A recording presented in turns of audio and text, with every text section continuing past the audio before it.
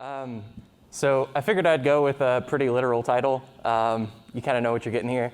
I promise there's not too much math in here, just a little bit, mostly pictures.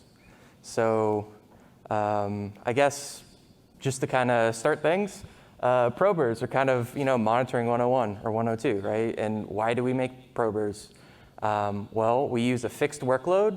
This gives us the ability to leverage the fact that we we expect reliable, predictable performance. They're executed with a regular cadence, and this gives us a signal that we can rely upon in order to detect some sort of regression.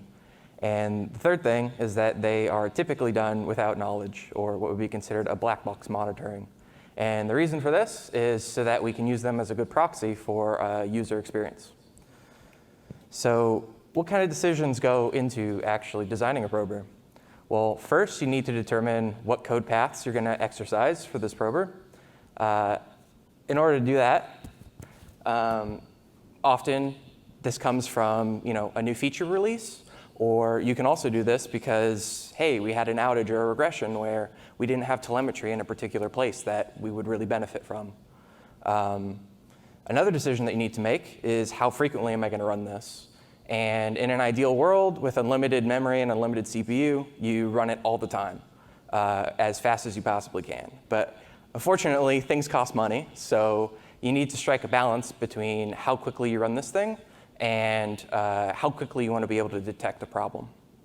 And the third thing is mostly what this talk is going to focus on, is how do you actually alert on this signal? So you have to determine what an acceptable performance is for whatever your workload is. And not only that, does this acceptable performance, does that change with time? Or does that change based on environment? And I would posit that the answer is yes to both of those. In addition to that, ultimately this is going to be routed to someone who's on call. So you want to make sure that you're not bombarding them, because otherwise then you encounter pager overload. People start ignoring these pages. That's not a useful page. So how do I see this done in practice? So first step, identify a new area of the system that has low visibility. Typically, this is a new feature rollout or because there's some sort of regression, and it's good so far. So then you craft some specific workload that's going to exercise those code paths that you care about. That also works pretty well. Then you throw this in some sort of framework, whatever it is. It could be a cron job. It could be something more sophisticated. And here's the part where it kind of starts to break down, where you have to use typically domain expertise in order to pick a threshold. And a lot of times what I've seen this is kind of stick your finger in the air and say, 10 seconds, that's good. And then you deploy this thing. And oftentimes what will happen is some new prober rolls out with new alerts, and maybe it's paging a little bit too much. And so the on-call goes back and increases that threshold just a little bit.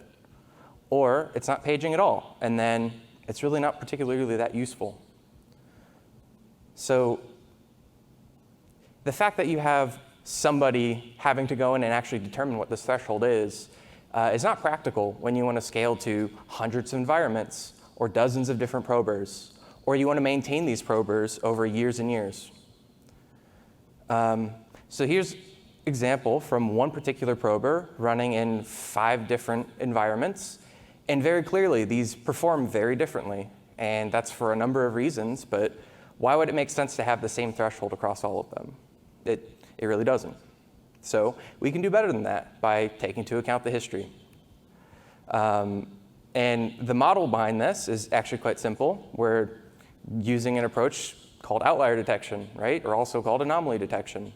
The idea is that you generate some sort of model of the prober's performance with respect to history. Then you use that model in order to determine some threshold for when the performance has moved outside of that distribution. And in this case, a deviance from the original distribution is considered a regression. Then you need to adjust your windowing. This is a really important step for eliminating noise in the signal and being able to be a lot more certain about when you should alert. And then probably the most important thing is backtesting. So all of this kind of is based on the fact that you have all of this data. And so you should be able to run your rules against this historical data and compare that to what you would expect for, am I able to detect known outages, and am I able to discover new outages? So trying to limit the math here, it's a lot simpler than it looks. There's two sorts of approaches that kind of make sense. One is a parametric approach. And so in this case, we assume some sort of model for the underlying data. We pick sort of percentiles on that distribution as our thresholds. And those are our thresholds. So in practice, what I've seen is log normals often work quite well for latency. There's some hand-wavy explanations for why that might be. But in general, you can kind of pick a distribution and use your backtesting to make sure that things make sense. And in the case of a log normal, all it really is a distribution that when you take a log transform of it, you get a normal distribution. With the addition of this L parameter, this location parameter, and that's effectively the minimum latency that's possible. So in practice, what that looks like, here's one particular prober and one particular environment. You fit some sort of distribution to it, in this case, the log normal. You pick some percentiles, and through backtesting, you'll determine what a good percentile is. And the real idea behind it is that you have a consistent way of choosing what this percentile is per environment. So something maybe slightly more complicated, but ends up in practice working more robustly, is a non-parametric approach. So here, we're not assuming any sort of distribution. We're actually just looking at the data.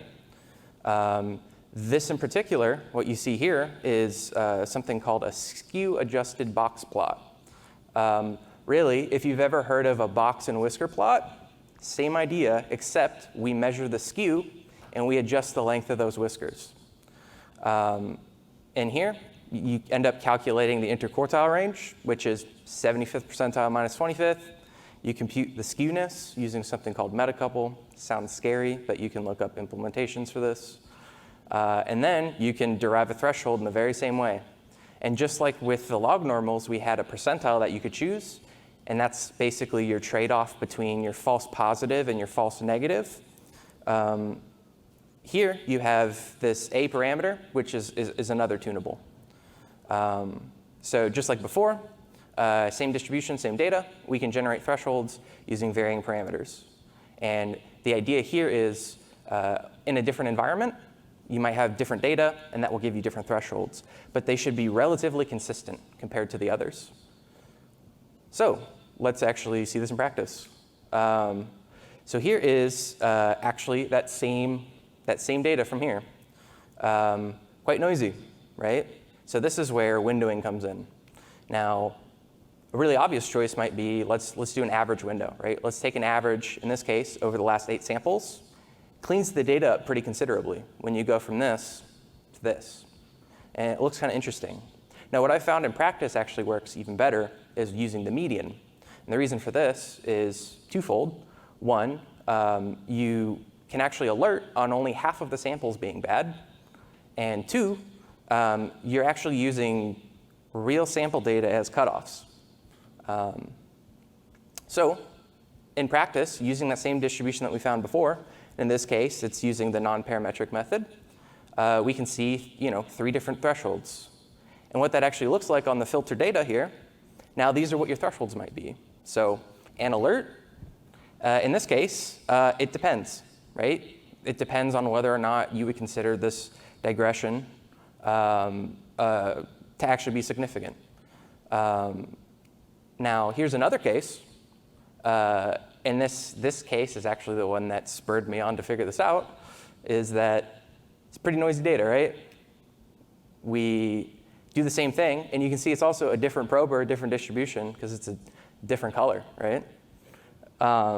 Same thing, you can derive your thresholds using the same technique. You filter the data. Here, I already did the median for you and the windowing.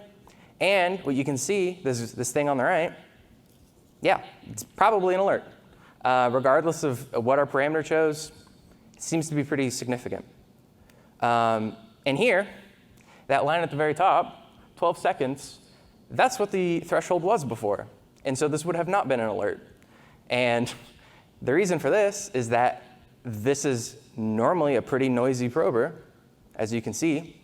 But when deployed across hundreds of environments, and you have one knob to push, which is to keep increasing the threshold, you get an insanely high threshold. And that ends up not, you end up losing a lot of power in your ability to alert on things.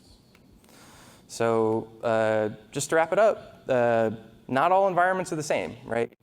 As much as we'd like them to be, they're really not. And just like that, right? Probers shouldn't be pets. Oftentimes, you have a human in the loop determining what that threshold should be and adjusting it. There's no reason that we should be doing that, right? If we want to be able to scale across time and across probers and across environments, it'd be nice to have a good system for it. And then, just as you've seen now, using simple statistical techniques, you end up getting more out of your probers. So not only can this make you more sensitive where it matters, but it can also make you less sensitive where it matters.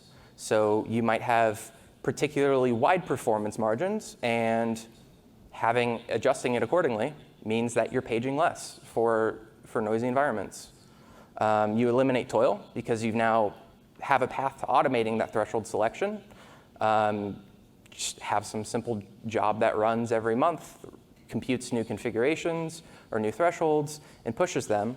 And you end up eliminating a human in the loop. And then the third is you still have knobs that you can use in order to trade off between your false positive and your false negative rates. Cool. That's it.